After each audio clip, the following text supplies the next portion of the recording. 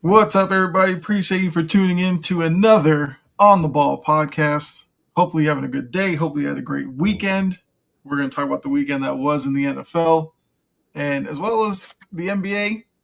We learned who the All Star Game starters are, so we're going to discuss that really quickly. But before we get into all of that, got to introduce the crew. We got over there the Giants fan on the panel, Ian. How you doing today?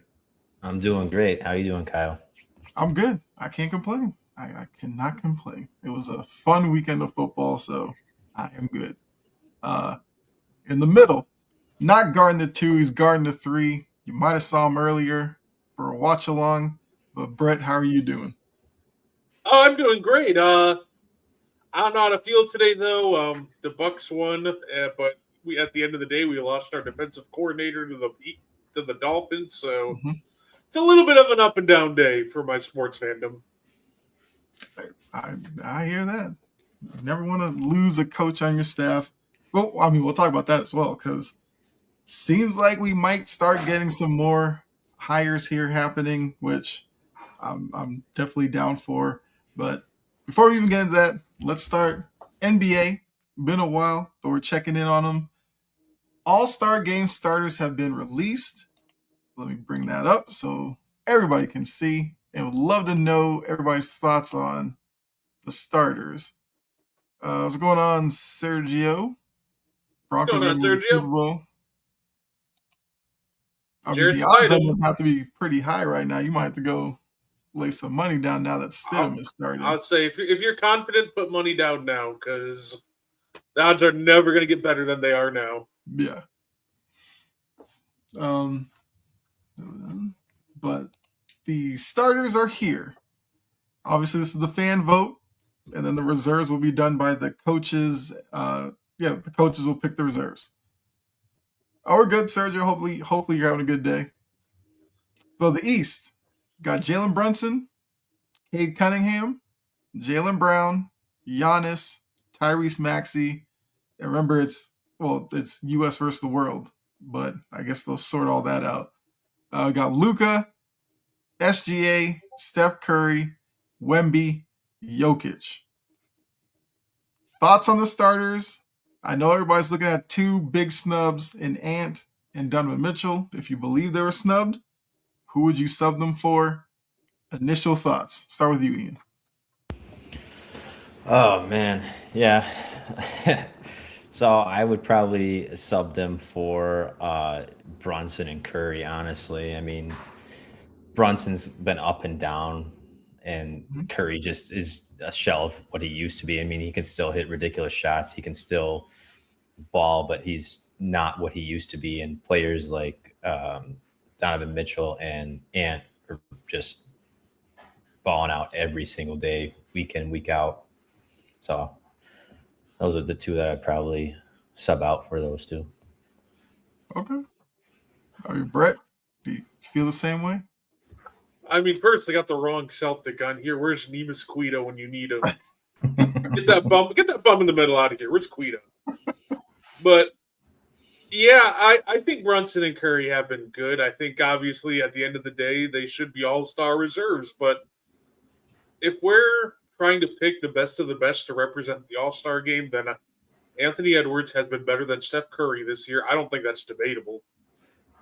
I think Jalen Brunson and Donovan Mitchell are closer, Mm-hmm.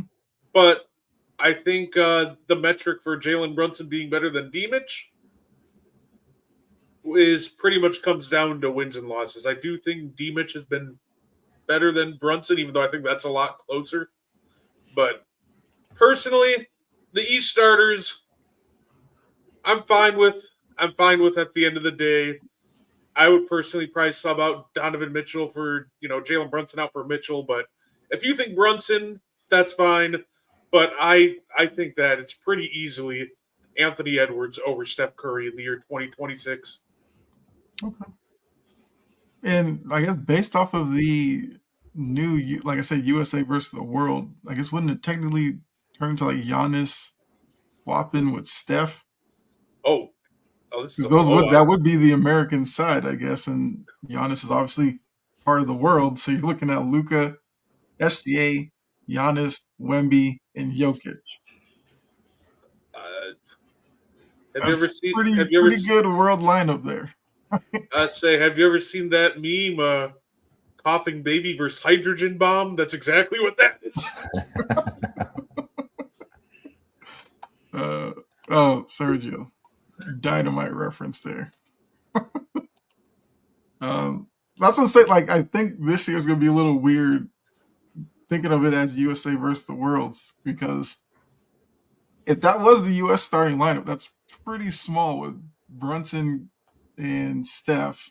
I mean, Cade is a big guy, so I guess it does actually work out a little bit. But Maxey is also kind of small too. So does it work out? Like you're running a lineup where arguably Jaylen Brown's the biggest guy in the starting lineup. Like literally, that's all. Like, I don't understand how that's gonna work, because this is the fan voting. But I guess if you're the coach of that team, you could literally just change the lineup. And it's gonna be a quick sub, like 1 second in, because if this is the lineup every time down the court, it's just gonna be Wemby pointing his finger up to throw the lob, and there's nothing that they can do about it. And I'm interested to see who the coaches pick. Because the ballot that I did, I know I had Mitchell in for Brunson for sure, because I thought Mitchell was having a better year, and Brunson, like you said, up and down. I can't remember if I did Ant or Steph. I might have did Ant as well, because Ant is having a really good year, and the Timberwolves as a team. Yeah, I don't know. I'm not completely upset with it. I feel like the fans did better than they have done some years. But a name that isn't there, one that probably doesn't deserve to be there, but we got to mention it. LeBron's streak has come to an end. He is not an All-Star game starter. I'm sure nobody's surprised, but the streak is over. Is Cooper Flag a reserve? Probably not. I'm going to say no. I think next year he'll be a reserve, but I don't think they'll pick him this year. Like, the coaches really love pulling the old like seniority card. They don't really. I don't know if they're going to pick Cooper Flag as a reserve. Yeah, maybe if Dallas' season was a little bit better, he'd have a better shot at it. Yeah. One before I go, how do you stop Dallas Cowboys from jumping into your backyard, put end zone on your fence? Appreciate that one, Sergio.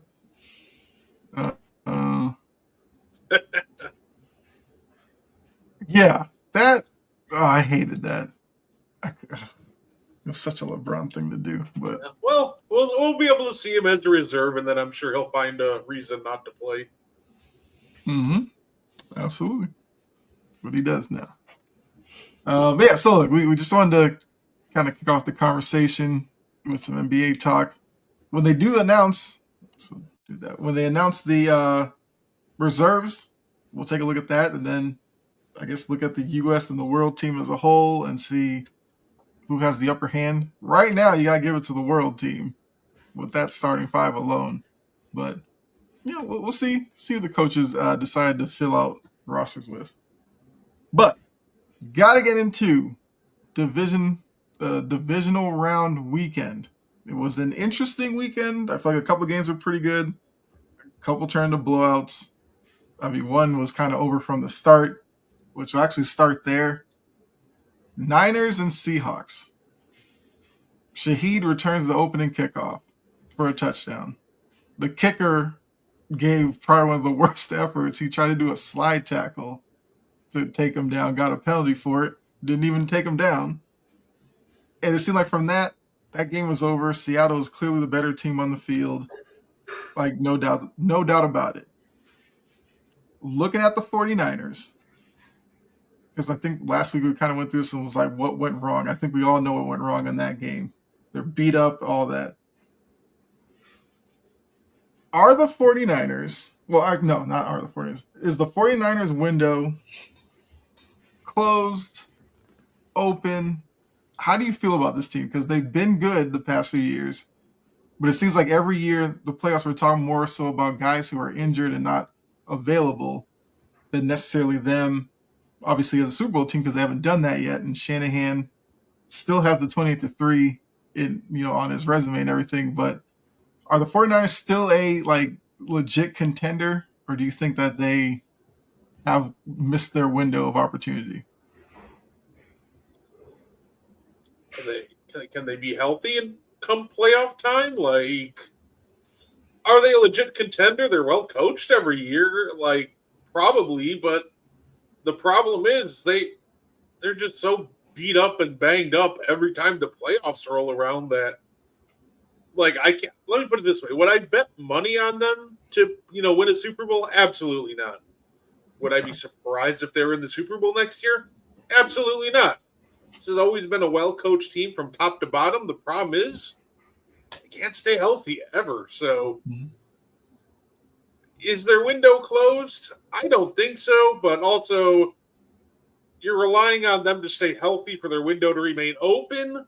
So, talent-wise, no. Injury-wise, the window's like this. One more key injury or a Trent Williams retirement, and it's probably shut. Okay.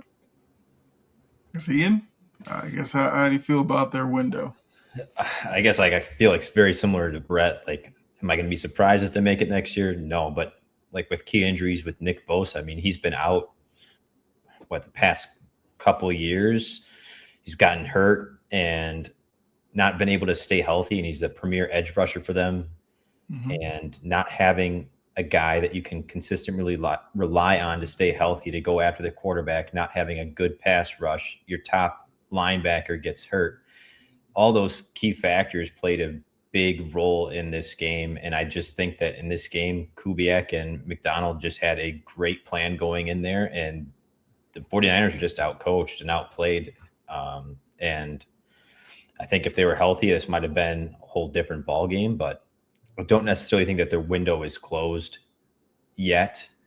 But if they can't seem to find a way to maybe have better player conditioning so that way they don't get hurt as often, this team might be back in it, but I don't see it coming anytime soon.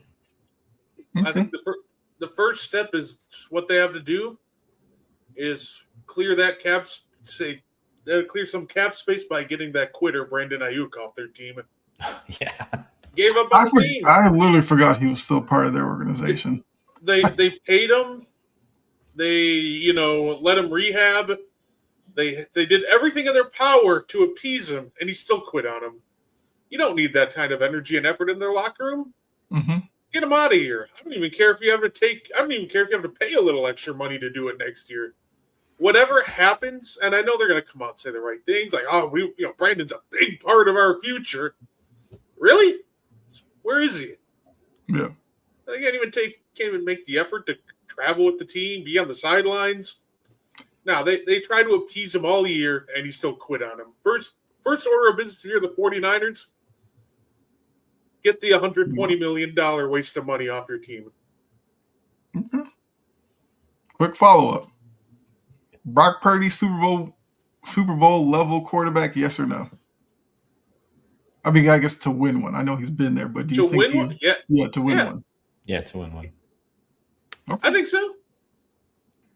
I know. I feel like some people don't necessarily, want to give him credit. I think people still look at him as Mr. Irrelevant and everything like that. But he seems like he has all the tools there to be one. It's just like you said, the Ayuk situation. The fact they got as far as they did with that kind of looming over them, you got to give Shanahan and I guess the team credit for putting that behind them. But I agree, they got to do something with him. I don't know if you can pawn him off on somebody, but he cannot be on the roster come next season. It's one of those things that I think people kind of misunderstand what Super Bowl winning quarterback kind of entails. A lot of the times it's manage the game, make throws when you need to, and don't turn the ball over, right? That's how Tom Brady won 7. Tom Brady wasn't, running around for 30 seconds before throwing it. He wasn't throwing a ton of crazy passes. He was managing the game, using his mind more than his legs. And at the end of the day, he had the arm to make plays when he needed. and he, developed into the GOAT based off his arm skills, but his mind, his knowledge of the game. So I think Brock Purdy can very well has those big throws in him. He can manage the game. And I've seen him be put into position to win a game and do it. So I'm not trying to compare Tom Brady and Brock Purdy, but I think he's just I think he's a good example. We've also seen guys like 2015 Peyton Manning win Super Bowls with just using their mind and mainly just manipulating defenses and their arms. That's kind of where I'm going with this. I do think that Brock Purdy, if you give him a good enough defense, I do think that he can make enough plays and manage the game well enough to win a Super Bowl. Put Brock Purdy on the Texans, and they're in the AFC Championship game right now. We'll get on the Texans here a little bit because, that was an experience for people. But okay, I agree. I feel like Brock Purdy is definitely good enough. Let's look at the other NFC game, Rams and the Bears. 2017 Rams win. I feel like very exciting. I feel like if you haven't seen the play from Caleb Williams there late in the game, Kevin Harlan had a great call for it, I think, on the radio side, but, it was just fun all around. The Bears, as a team, I feel like we can all agree this was an overall successful season. What's the next step for the Bears in the offseason? How do they improve to get further ahead than they ultimately ended up this season? What is that one thing they most need to improve on? Keep the team together. Okay, so you would just run it back and think like, I guess the experience would help I don't out. necessarily think you fully run it back, but the problem is you got to make sure to field competent players from 39 to 52 on your 52-man roster. Mm-hmm. The Bears have about $5 million in cap space, and guys like Kevin Byard, Jaquan Brisker hitting free agency, and an entire rookie class assignment. I think that you don't need to run it back. I think you just identify which key pieces you want to keep. So, for example, if I'm the Bears, I'm making sure I restructure and do whatever I can to make sure Jaquan Brisker doesn't leave town. Mm-hmm. And you identify your key free agents, but you just really have to make sure at the end of the day you find a way to plug the back of that roster with quality players, because you're not going to be able to keep everybody. You're not going out and getting, a ton of extra quality pieces. So, like I said, I love the season Chicago had. Now the next challenge is, okay, we got $5 million in space. Obviously, we can do restructures, void years, and push some money back into the future. How do we do that to not only keep the players that have earned a big raise, but still add more, depth to this team? So, you can say maybe see if you can add some line help in the draft, but overall, the challenge at this point is how do you navigate free agency with limited funds, and you got to nail this draft. Okay. Ian, what's the thing that they need most next season? Well, I think that Bears have had a great season. I mean, they've got three very good wide receivers, 2 great tight ends. Their run game has been great this year. Caleb's played very well. Their offensive line has been pretty decent. Not the best offensive line in the league, but near the top. Getting some depth at O-line would help a little bit. And also just having some defensive players in the cornerback position and more depth at safety would help a lot too, because I know when Brisker went down, that was a big hit for them when they were against Green Bay. I know he was back playing against the Rams, and they also had Chauncey Gardner-Johnson back as well, and that was a big bolster to their team because Chauncey's a baller. He goes out there, he gives everything he's got, and it's definitely a big addition to the Bears team and the success for their defense this year. So if you're going to be restructuring, you need to get guys like CJ on your defense in the cornerback and defensive back position just to help out mean, the Bears should have won this game, but they ultimately did not, just because of a poor decision on Caleb to throw that ball. But they outplayed their offense outplayed the Rams, but just couldn't come away with it. I would also consider taking a dead cap even if needed to get rid of DJ Moore. So, okay, I'm going to let people know what my biggest beef in games are. You can drop passes, you can miss kicks, you can do all that, and I'll be like, slow the game, it happens. Unless you consistently do it, it becomes a problem, but, things happen, whatever. The one thing I can't stand is lack of effort. That's why I harped on my own guy in Rashawn Gary. That's why I'm excited to get rid of him this offseason. He needs to go. I don't care where. Send him wherever. DJ Moore. You mentioned that last play, and that's why I bring this up.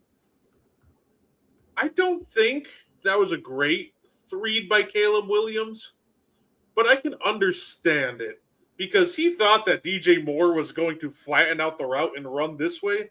Now, this is a great play by the Rams safety. Whether it's a catch or not, it's going to be 50-50. But I think that DJ Moore did have a chance to make a play on it. The problem is he looked like he was just doing a practice walkthrough and jogging. He didn't give any effort on that route. I don't think that was the greatest read by Caleb Williams on that interception.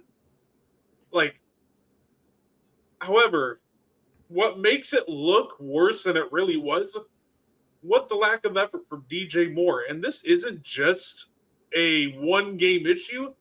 This has been a season-long issue with DJ Moore. He'll turn it up at times when he looks great, when he turns it up. But the problem is he'll just randomly decide to take plays off. So it's like you'll get plays like last week when he won the game versus the Packers. And then you'll get plays like this week where he didn't even give an effort to try to save the game versus the Rams. So I think that you've got to find a way to move on from DJ Moore. So he's just not it. And if he's going to give the effort he did on that interception, which was completely unacceptable, you gotta ship him out, man. Let Rome be your number one. Let Colston Loveland shoulder that load. I think they're more than ready for it, but that was just pathetic effort by DJ Moore on that last play. No, I agree with that, and it was definitely a head scratching decision from DJ Moore, because worst thing that should have happened with that is, maybe he and the safety meet at the ball and it's incomplete, and you go, maybe Caleb dodged one, but at least DJ didn't just give up on the route like you said. And I think for the Bears, you take this season as the baseline of how good you can be, and just hope for what they experience that they are better next year. Like I said, cap space will be an issue, but the holes that you do have, you could fill in the draft. And look, the draft is definitely an important part of team building because it's cheap players that you can have on your payroll. So if they can knock it out first few rounds, who knows? They could be in the same spot next year, and they might be better off. And Ian, like you said, we look at the Rams. The Rams probably should have lost to the Panthers and probably should have lost to the Bears. They are very fortunate to be where they are, but a veteran group like that takes advantage of those opportunities that you give them. Panthers, pulled off of their pressure. Stafford takes them down the field. Parkins just scores a touchdown. They win. The Bears, DJ Moore doesn't want to run through his route. Fine. The Rams pick it off. They go down. They score and they win. So you definitely have to give the Rams credit. But yeah, the Bears, just keep going on this course, and I guess hopefully you're back there next year. No guarantees, but you should definitely be in somewhat of a position to succeed next year. Yeah, overall, I said before the playoffs even started, even if they lost opening weekend to the Packers, scrum season by the Bears. So the fact that they pushed the Rams all the way to overtime, hats off to them. Caleb Williams, you're a franchise quarterback and a special talent. Mm-hmm. Okay. AFC. We'll go Broncos, Bills. Broncos, another overtime game. Get the Bills late, 33-30. Everybody's looking at this game and looking at the controversial calls in overtime. I've seen some fans talking about it was rigged. Bills got robbed, blah, blah, blah. First off, did you have a problem with the PI calls? I'm only looking at the PI calls because everybody's disregarding the Joey Bosa roughing the passer, which would still have been called if you didn't call the Taron Johnson PI. It would be a difference of 2 yards, but it still would have been a first down. The Tre'Davious White, if you're complaining about that one, I don't know what to tell you. Like, he literally just tackled Mims, who burnt him on the route. So, did you have an issue with the calls, and do you think that's the reason why the Bills lost and Bills are valid with their, being upset with the officials? No, there was no problem with the call. It's a simple question. Yeah. I don't know if either one of you maybe had some sympathy towards Bills fans. I don't know. I'm just putting it out there. No, and I'm tired of this whole narrative around the Bills. I've come out of this game somehow. Yeah.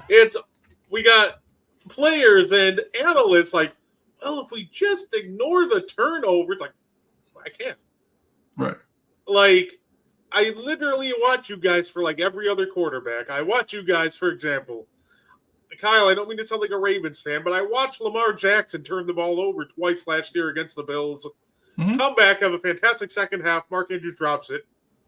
Well, Lamar should have thrown 2 first half, turnovers. Like, okay, well, whatever, that's valid, Mm-hmm. But let's keep that same energy for Josh Allen. We don't need to baby him. Right. He turned the ball over 4 times, and 3 of them were ugly turnovers. That turnover before half was maybe the worst turnover you'll ever see in a big game. Like, mm-hmm. That was just absurd. And when you turn the ball over and hand them a field goal in a 3-point loss, maybe the turnovers you can't just ignore because maybe they directly impacted the outcome. The first PI, do I think they should have let it go? Yeah, probably. That looked like just hand fighting. But guess what? There was a 15-yard penalty for roughing the passer anyway. So guess what? Is there really a difference between 15 and 17 yards? If we're talking about what happens in the next 2 plays, right? There's no difference. Guess what? The second PI, I get why Tre'Davious White would feel some kind of way, because if you're involved in the play, of course you're going to think, I didn't do that. What? You got to let it play out. Watching from your TV, come on. He got there early, tackled them while the ball's in the air. It was clear PI. I'm just tired of this narrative that, well, we couldn't have lost the game, so we got to find somebody else to blame. It's the ref's fault. It's the ref's fault. Mm-hmm. As great as your quarterback was at times, and he obviously led the offense drop 30, he did have a lot of good plays. I'm not going to discredit him. He had 3 really ugly turnovers. Mm-hmm. And, of course, as controversial as the Brandon Cooks one was, which, guess what? It was an interception. You still can't do that and expect to win a football game. Guess what? Let's not baby Josh Allen.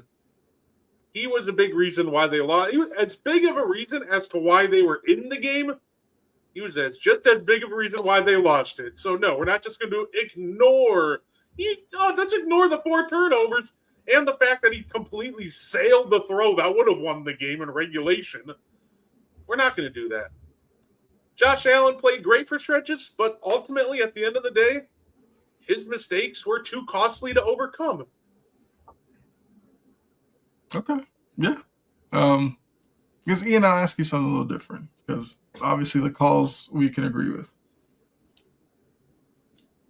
I guess looking at the coaching move that happened because of this, the correlation's there. Sean McDermott loses his job the very next day. Was the Sean McDermott firing fair or not in your eyes? I think at some point you've got to look at the situation that you've got. You've got a quarterback in their prime, and you've gone to the playoffs multiple years without any hardware for it.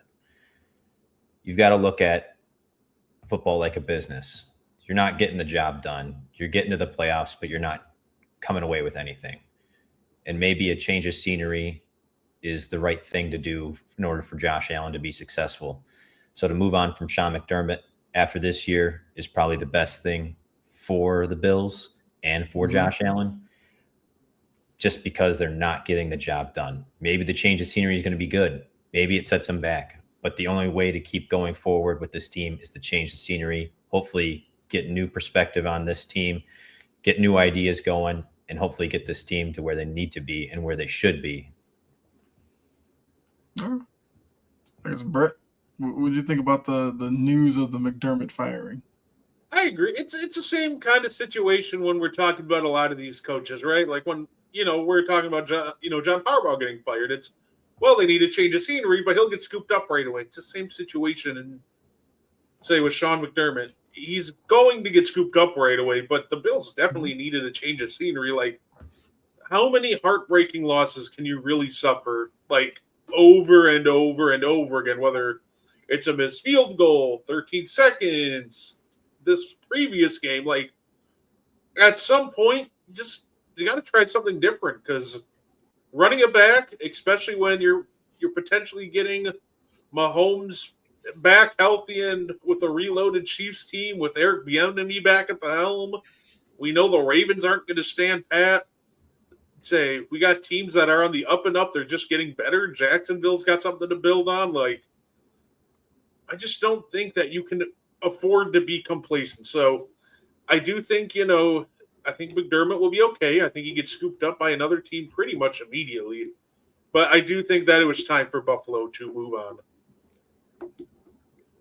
I mean, I was a little surprised by it. I thought, so my thinking was McDermott going into the playoffs. If they had lost the Jags game, I was like, yeah, he probably gets fired. I thought maybe winning the Jags game would have bought him a year. But I don't think it was something where, he gets like 3-4 years off of that win, because I agree. That stat about the Bills being like the only team to win playoff games 6 consecutive years, but they're the only one that hasn't like made a Super Bowl within that time frame, that doesn't work in McDermott's favor. I think having the reigning MVP in Josh Allen, and I guess a player that a lot of analysts feel like is the best player in football, and falling short the way that you did in overtime to a Broncos team that I felt like Bills fans felt very confident that they could go in there and beat, wasn't working in McDermott's favor. I also think the landscape of the AFC probably doesn't work in his favor, because, they win the division 5 straight years or 6 straight, whatever it is. The Patriots get Vrabel. They're already in the AFC title game. Buffalo's sitting at home. That doesn't work in his favor at all either. And if Harbaugh could get fired and Tomlin step away, if I'm Buffalo, I'm like, what's really keeping McDermott's job safe if guys like that, who have been more successful, you could say, are losing their job? So it might have just been this whirlwind effect that led to Buffalo moving on from him. I agree with you, Brett. I think he probably gets hired right away, depending on which job he wants. He could probably get. But it was an interesting decision, though, and we'll have to see, I guess, who they go ahead and hire after him.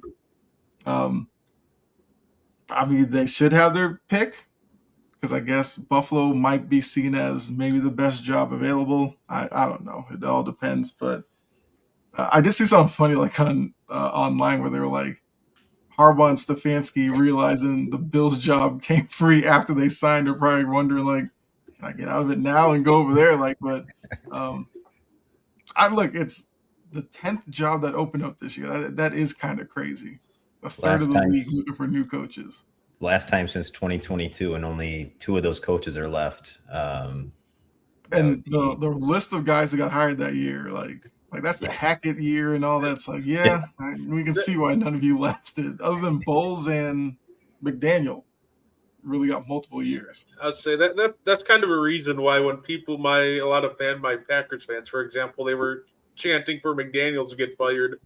I was thinking back to, like, for example, when I saw that 2022 set, I'm like, you should probably wait Like, because the grass isn't always greener on the other side. And there's some good candidates still available, but at the end of the day, it's slim pickings. There's going to be some reaches, and who knows if all these guys are even going to get head coaching jobs. It'll be interesting, but like I said, I just think that grass isn't always greener, and that firing your coach probably isn't always the right move. Right. Like I said, I mean, we'll see who they end up hiring. But the last game that we'll talk about, divisional weekend, Patriots Texans. The weather obviously was a factor. CJ Stroud's play was a factor. The Patriots defense was really good, but Stroud, I mean, like I said, we'll get into best and worst weekend. Stroud's obviously a nominee for worst weekend. A lot of people are questioning CJ Stroud coming out of that game. So, we kind of did this with Bryce Young, same draft class. You look at CJ Stroud, do you give him extension? If you do, how long? Do you make him play out the fifth-year option? Like, what do you do with him?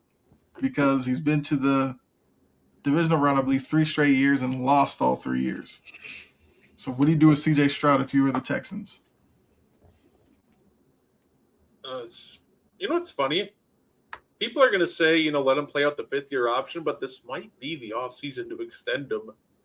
Like, if you really think here's your franchise quarterback, you might as well attempt to extend him while his stock's at an all-time low.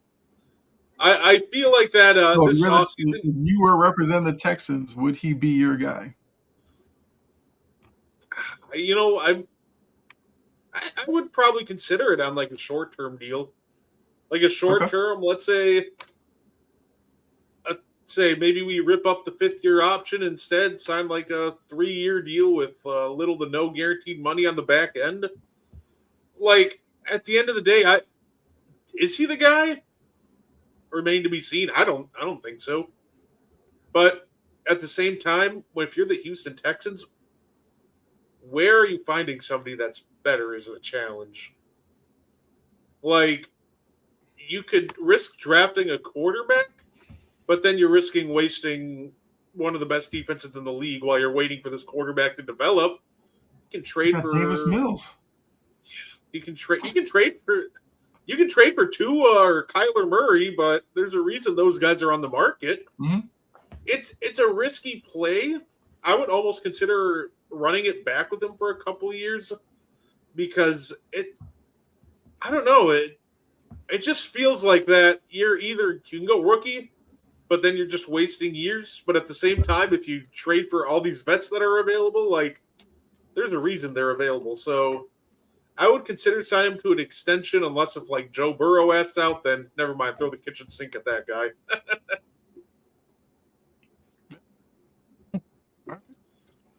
So Ian, you're the Texans. CJ Stroud comes into the office and goes, I want an extension. You give him one, or you tell him, we'll get back to you. I mean, if I'm the Texans, he's got a very short leash. I mean, we've seen what he can do in the postseason. Somehow the Texans always win that wild card round, but as soon as it gets to divisional time, they lose bad every time. And watching him in the first round, I was like, man, he can't get any worse, right? 5 fumbles. You can't get any worse. You proved me wrong this week, and he got, I thought, worse. There was throws that were absolutely horrible, like way off from his receivers. And I know the weather played a factor into this, but also on the other side, you got Drake May carving up the defense. Where did he have some bad throws? Sure. But also he made throws. And I do not think CJ Stroud made a lot of throws unless they were like in the less than 5-yard range. And even then he was missing. So I think he's got a very short leash to prove that he can be the guy. I don't really think that they need to look for somebody right now, maybe kind of develop him a little bit more, spend more time with him. He's got the defense to carry this team all the way to the Super Bowl. He's the weak link right now. Yeah. I mean, that defense was relentless. Like Will Anderson is. I don't Terminator. care which side he decides to line up on. Like he is just unstoppable at this point. And I kind of felt bad for Will Campbell because I thought for the most part Will Campbell was okay. It was just that Will Anderson was just that much better that you just look at him and just go, I mean, Campbell kind of needs to step it up. But the amount of times he was just like getting around Campbell, May would take like a half step up, but he would just jump up and reach out and just tip the ball away. It's just like what do you do with him? But like you said, May, even with all that, had 3 touchdown passes in the elements. He did have a couple of bad fumbles, I will agree with. But yeah, you look at Stroud's day, it's like all you think about are the interceptions, the I don't know, the like uneasiness in the pocket where he was just rushing out of there. Because I thought the first interception to Carlton Davis was terrible when he overthrew, I think it was Hutchinson, and Davis made the diving interception. Oh, that was just a great play by the defensive back. I know, but it was like you see that much of a misfire, you're like, oh, okay, you might be in for a rough day. But he threw to a tight end, and the throw was so far offline, the guy tore his knee up. And then the second interception on the sideline to Carlton Davis, where it was like a 3-yard pass, and Stroud threw it so far inside that he basically just threw it to Carlton Davis. And I was just like, yeah, like this guy's psyche's just messed up. He was always walking off the field, like head down. He looked sad on the sideline. It was just like he needed somebody to pick him up.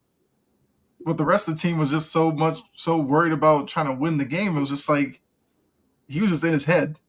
And once he got in there, like it was over for the day. So I actually like Stroud. I still do.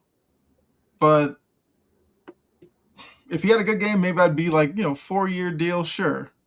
Yeah, I'm down to like 2 or 3 now. Because now next season, I'm going to need you to not be this turnover-prone quarterback. I need you to find what you had your rookie year and get back to that. I feel like it's that simple for me. So, I mean, hopefully he turns it around. But, yeah, that was a rough day for him.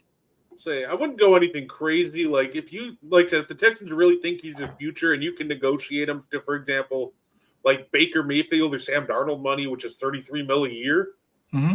Yeah, I'd probably jump on that this offseason because if he does play well, that number goes up by quite a bit.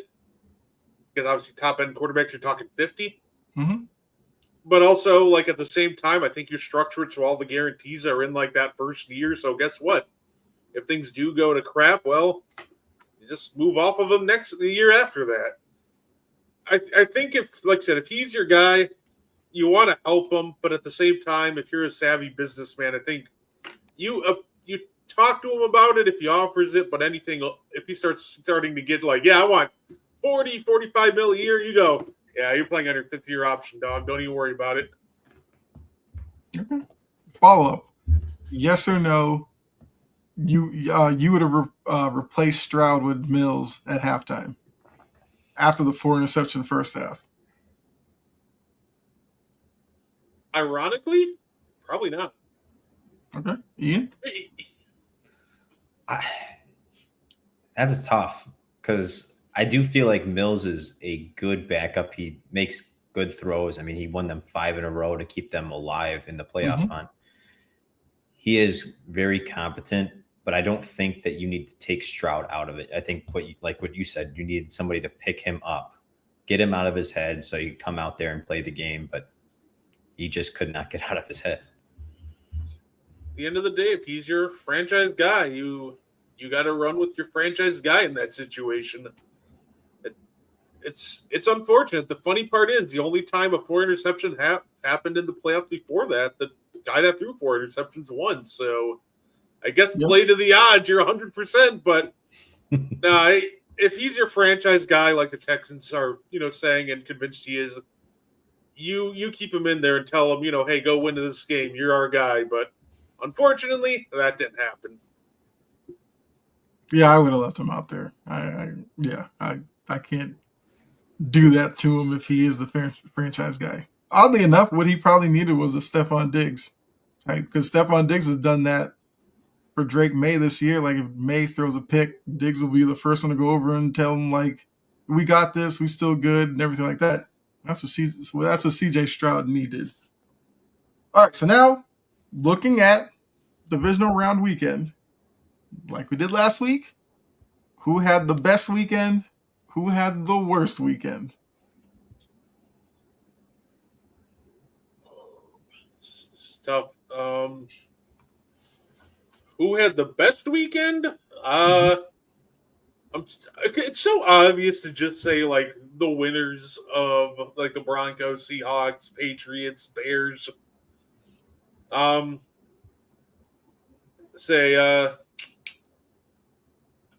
But at the end of the day, I think I'm going to nominate somebody for best weekend.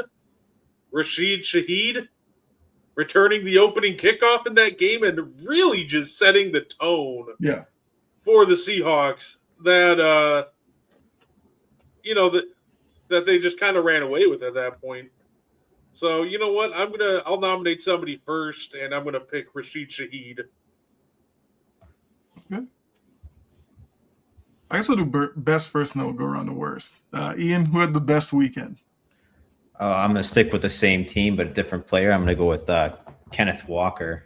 He had a phenomenal game. I mean, 6.1 yards per carry, 3 touchdowns, 116 yards rushing. Plus, I believe he had, 29 yards receiving. So he's just great for this offense.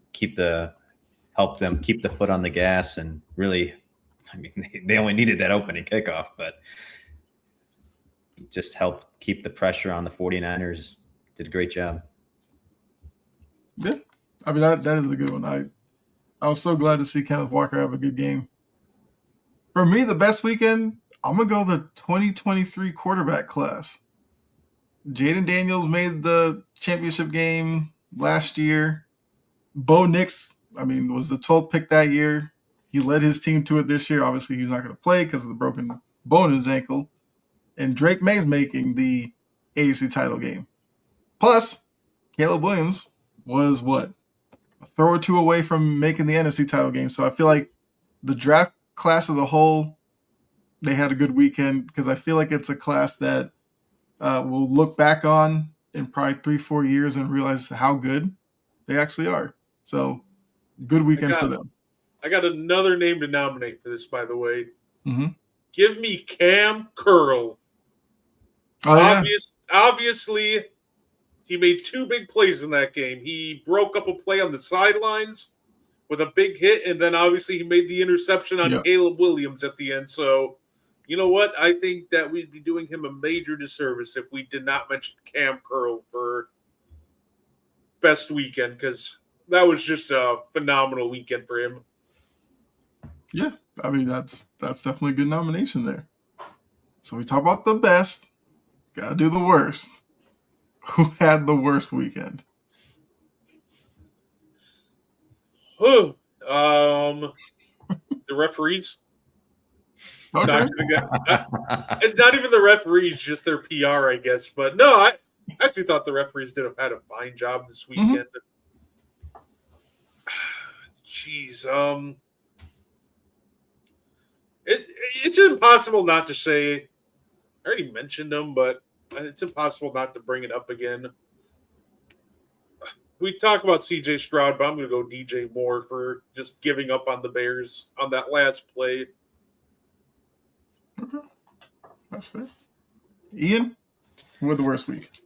I think based off of all the hype around this player, what is expected of him, and just the lack of outcome that he has had in the playoffs year after year, I will say the worst week was Josh Allen.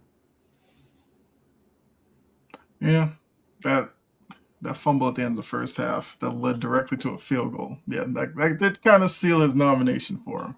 Just a terrible play all around. I will go. I'll probably stick with the same team and just say Sean McDermott. Like, he had a good run, but we're just going to remember his run in Buffalo as Mahomes knocking them out several years. Then the year where it seemed like everything was lined up for his team to finally break through, he loses to Bo Nix and Sean Payton out in Denver. And that's ultimately the last we'll see of McDermott in Buffalo. So for me, Sean McDermott had the worst weekend. All right, so now we know the championship matchups. We got Seahawks, Rams, Broncos, Patriots. And right now, the favorites, according to Vegas, Seahawks are a 2.5-point favorite over the Rams. Patriots are a 5.5 favorite over the Broncos. Obviously, Jarrett Stidham starting instead of Bo Nix. Jarrett Stidham out of Auburn. I'm sure Cam Newton will be paying attention and probably say he'd be the best Auburn quarterback for the job. But, looking at the NFC, I guess sitting here right now, who do you have winning between the Seahawks and Rams, and why? If you want to talk about X factor or whatever, why do you have your pick as is? So, start with you, Brett. Seahawks, Rams, who you got? I got the Seattle Seahawks. I think that this will be a fun back and forth game. I think the Rams offense will be a little more alive than it was last game, just due to a different, weather conditions. But this defense has just absolutely been. I think it's just going to be too much to overcome for the Rams. I think this will be a fun, low-scoring, back-and-forth game. But I do think that the Seahawks pull this off.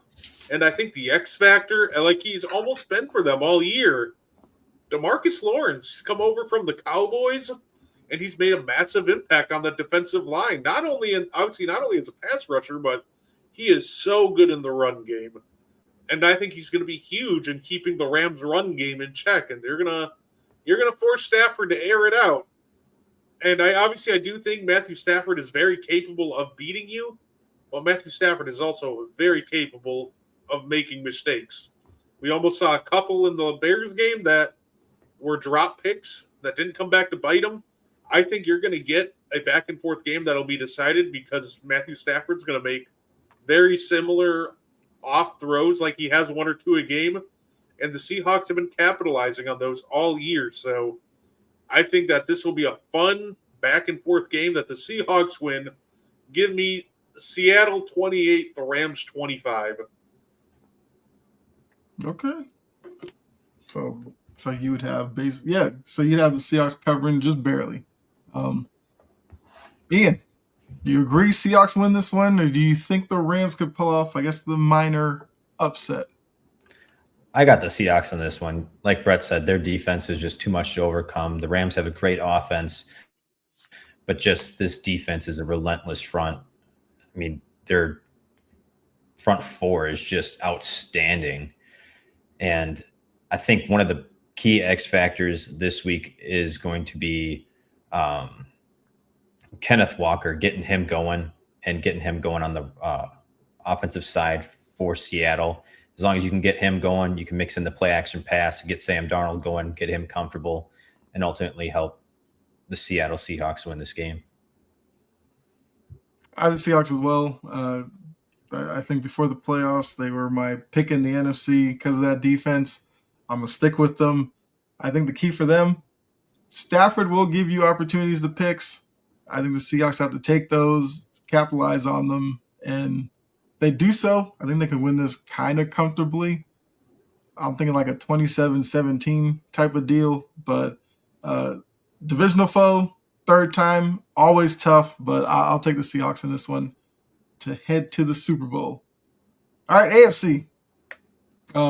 May and the Patriots head to Denver to face Stidham and Sean Payton. Sean Payton has already said basically like he's going to show everybody what Stidham can do because they're confident in him, which he kind of has to say. He can't go up there and be like, we're screwed because Stidham's going to start. But look, Stidham's been around. I'm sure Payne is smart enough to understand what his strengths are and come up with a game plan for that, whether it's like really quick, short passes, not a lot of, reading and reacting, get himself in trouble. And if you're Denver, if you have to punt on a few drives, trust your defense to kind of make plays for you against New England. That's probably how you go about it. But I guess starting with you, Ian, who do you have winning this one? Well, Sean Payton also said that Jarrett Stidham would be a starting quarterback on 12 teams in the league. So I'm going to go. Most people they do it, they'll be like 31 other teams he could start for. At least he gave us only 12. Yeah, that's true. But I have the Patriots winning this one. I think they're going to win it rather comfortably. Their defense is going to be very good and key against this. I mean, Stidham's not going to be ready for the Patriots defense. The Broncos are going to give a little bit of trouble for Drake May on defense, but I still think that the Patriots are going to come out on this one. Brett?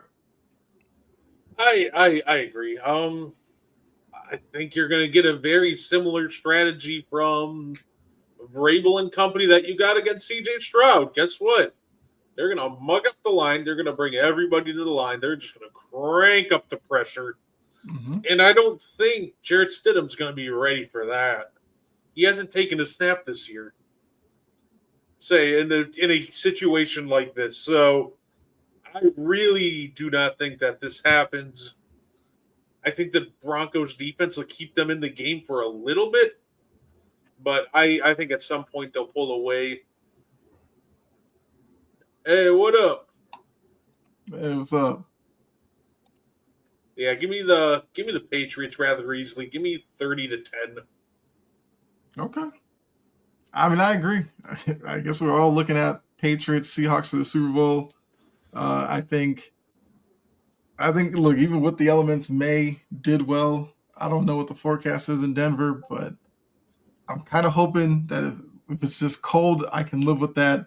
You know, that sleet stuff, it played too much of a factor, but I think you give May time, he will find guys, and Booty seems like he likes the challenge of big-name corners because he went at Stingley, burned him for a play down the sideline. I wouldn't be surprised if we didn't see that again. And, it was got Patriots 27-10, Seahawks 31-30. Okay. I do think this one, if May doesn't turn the ball over, that would be the key. I think the Patriots do win kind of comfortably too. So, all right. Really thought you were going to go Broncos there, Kyle. Almost had me. I mean, look, I went into the Houston game and I was actually more worried about Houston than it ended up turning out to be. I knew the defense was going to create a lot of issues for New England. I thought C.J. Stroud was going to look a lot better. So that one definitely surprised me. But when it comes to Denver, if Bo Nix was playing, yeah, maybe I would feel some type of way. But I don't know. I just feel like there's something going on in New England. I think Vrabel has tapped into he's pushing all the right buttons and everything. I just think that at this point, they just find a way and they get it done. He did, yes. That's probably the best way to look at it. He looked overwhelmed with the scheme New England had when he was on the sideline looking at the little Surface tablet. He looked overwhelmed over there too. Like he needed a hug, like big time. Maybe they need to add the positivity rabbit into their locker room. They needed something. Eagles probably have it sitting around somewhere. He needed something. It was just, and it wasn't even just the interceptions. Like he had so many others that were almost picked. And it was just like, is this man about to like turn it over like 8-9 times himself? And it was just like I didn't want to see that for him necessarily, but I was loving it. So I am curious if the Broncos do pull off an upset against the Patriots. Do they go out and get a veteran quarterback for the Super Bowl? Like the old 49ers are going to get Phillip Rivers if they made it to the Super Bowl. Do they do a similar thing if they so happen to beat the Patriots, or do you roll with Stidham? I feel like if they won, don't you kind of have to go with Stidham? It would be kind of a messed up message. It'd be like, hey, Stid, appreciate you getting the win for us. We're going to go out and get this other guy for the Super Bowl because we don't think you're ready for that just yet. I think you have to ride with Stidham. We're one Seahawks win, and Sam Darnold will bleak away from getting Drew Lock, Jarrett Stidham Super Bowl matchup. Let's go! Oh, jeez. Oh man, that would be. If it did come down to that would be crazy.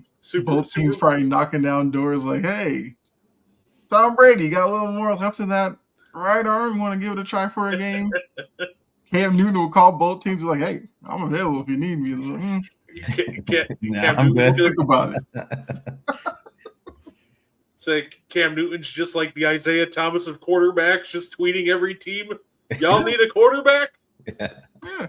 just releasing workout videos from random high schools around the country, just showing them like, guys, I'm here. Phone's right there. Just give me a call. But yeah, I think you'd have to go with Stidham. They win. It'd be fun. I don't know. I mean, I'm also not counting out Denver in any way. Like we've seen already, defenses can really take over these playoff games, which I like to see that too. Defenses are getting some love now. I feel like we got way too far into spread offenses, all this kind of stuff.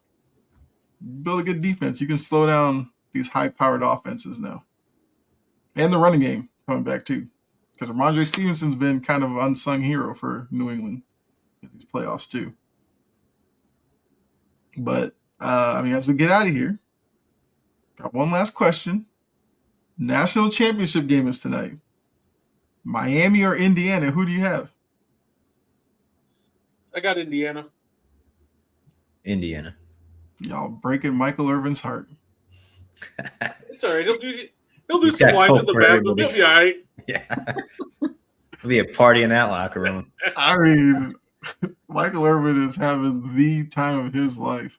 Like, I'm sure at the start of the game, I hope the camera pans to him right away. I just got to know what he's doing. And then as the game goes on, show him every once in a while. I got to see if they're losing. Does the mood change? If he's over there with pom-poms, like, I got to see a Michael Irvin cam. Say, just don't let him into that locker room. All right, here's my halftime. If they win, lock the door. Nah, yeah. Say, here's my halftime speech. It's called Columbia. Just lining it up on the table. Yeah. Once they win, you're ready to play. If they lose, lock him out because he will probably be the biggest Debbie Downer in there. But yeah, if they win, all that champagne's his. Plus some other stuff. I'm just saying. Oh, man. But yeah, I mean, that's all we kind of had for you guys. Appreciate you guys tuning in. Anything you guys want to add before we get out of here? Yeah, you can come see me in about another 30 minutes. Hopefully you're not sick of me yet for the Meaty Boys podcast. Other than that, congratulations to Jeff Halfley for nailing the Dolphins job. Happy for you. So, yeah, that's all I wanted to throw. Shout out to Half. He deserves it. Yeah. Ian, anything you want to throw out there? No. No, hey. All right. Yeah, look, make sure you guys come back next week. We will be, I guess, looking at the Pro Bowl games since we have a week between the Super Bowl and everything. And I guess one of the reserves get named for the All-Star game. I'm not Is sure. it next week? I think so. Yeah. So anyone knows something about that. The real question, Kyle. Okay. Super Bowl's on February 8th. We have a show on February 9th. Will you be good for that show? Or no, I'll be good. I'll be doing a little too much of that Michael Irvin celebration.